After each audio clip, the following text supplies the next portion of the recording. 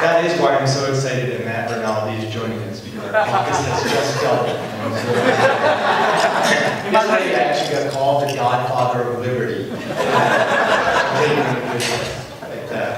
I wanted to talk to you tonight about a little bit about the session, what we do, because a lot of times it's good to hear the speeches, but I'd like to kind of say why it's such a big responsibility for us to do it. Maybe I'd like to talk to you also a little bit about some of the hiccups we've had while we were down there. And this is from the perspective of a freshman. We've had the ability to go and live through it.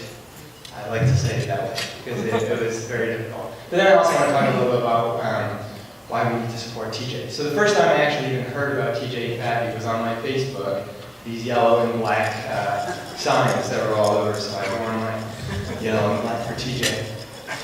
When we started, a lot of us, we had 44 freshmen come down. It was a huge class, and it basically come the sophomores from the previous, about half of the whole entire house had about 2 years or less of experience. So we didn't know what we were doing, and they told us that. And it was kind of difficult. They said, you don't know where the bathroom is, just sit down, shut up, talk when you're talking to, and that kind of stuff. But we kind of didn't listen to that part, did we? And I don't think TJ will either. And that's what's important, because a total of, at least if you look back during the session, 6,300 bills were filed in our legislative session.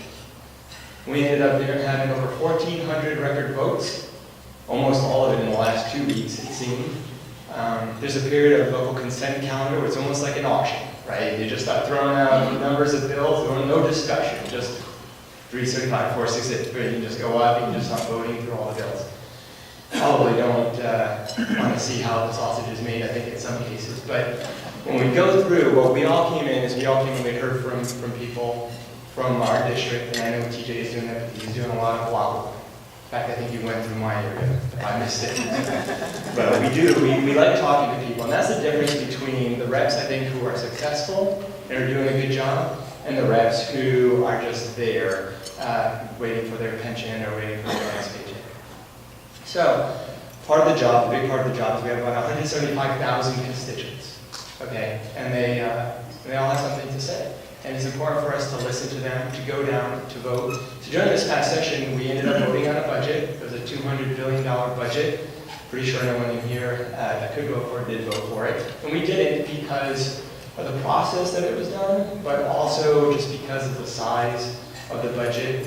I mean, it's easy to say, well, just vote for it, everyone else is voting for it. But that just wasn't our MO the whole time. My very first bill that I filed, it had been a promise to my constituents. I'd go door to door and I said, hey, did you know that as a legislator, I could have contracts with the city, with the state, with the municipal district, with the water board, and you will never know. I do not have to disclose them. I can make law that affects the city or this toll authority or whatever, but I don't have to tell you I'm being paid for it.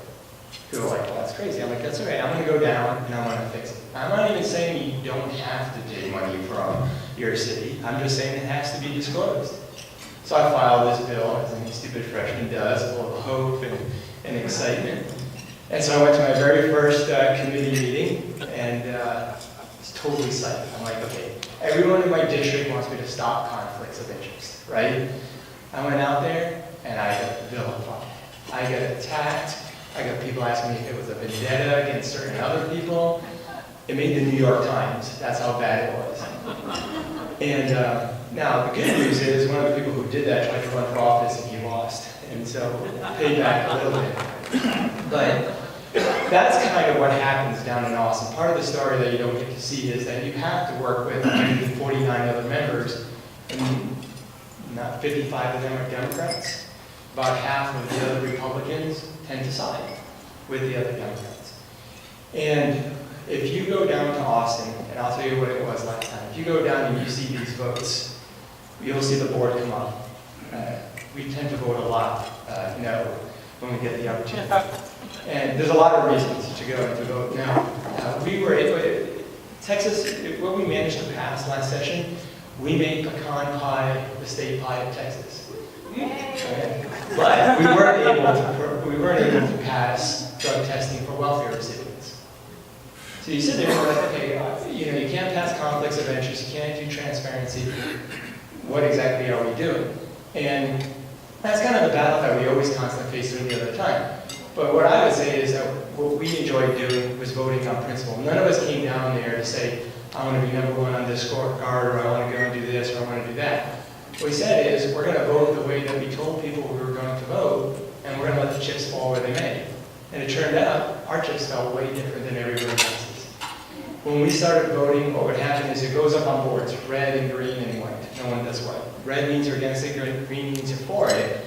And so whenever we'd have a vote, you'd immediately see 18 to 25 red votes. And then everybody else would be voting for it.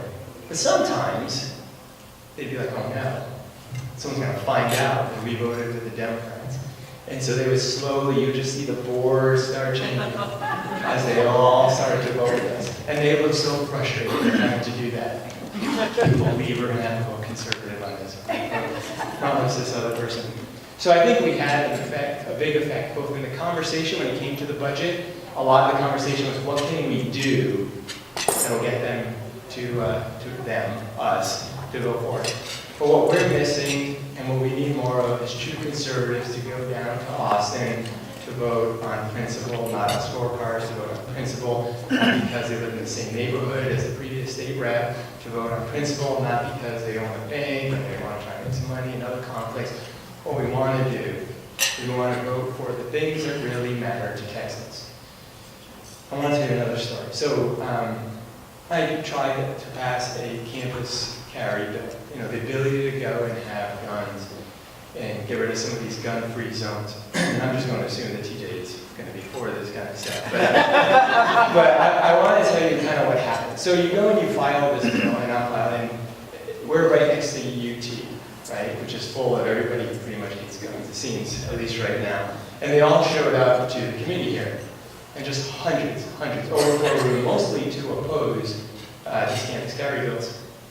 And so I ran and I gave my spiel about why we should vote for this bill. And the very next person who spoke was this young lady who goes to UT. She's a little nervous, but she gets up and she's like, listen, I'm 100% against Gio's bill. It's bad. I want to tell you why. And so like, okay, why? She says, well, I really believe that the only people who should have guns are the government. And I'm just like, oh, God, what are you doing? And then my staff person's like, don't do that, you're on TV. And I'm like, but you deal with a lot of people from all different walks of life, and you go and you do get attacked. Not just, sometimes from members, sometimes from constituents. For us, I think the biggest attack came during HB2 when we tried to pass the pro-life legislation. I think it was the first time I genuinely felt afraid to be in the Capitol. I know Jonathan and I, Jonathan had said something. Yeah, you can look on Twitter what he said. But he said something, and so we had to go to our offices, and he said, hey, Gio, will you come with me? I mean, think about it. I mean, we're at the Capitol, and we're like, okay, we'll do the buddy system to get back to our offices. And so we start going back, and we're like dodging, and we're going past one column and another, and just when we get into the elevator, that looked clear, in come about 6 or 7 orange-shirted people. The orange shirts were the pro-choice people. Right, so I'm turning, I'm covering my little badge.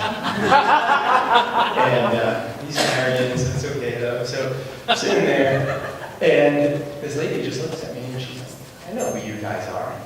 I know who your kids are. I know what church you guys go to. And that was the first time I realized what we're doing is making a big difference. And I will say, on HB2, and why it's important to have TJ, Fabby, and other people who are supportive of pro-life and Second Amendment rights, just something like HB2, which had a lot of controversy and all those other kind of issues. Well, I'm happy to say that today, while a year right before we voted, there were 40 abortion clinics in Texas. Today there are 19.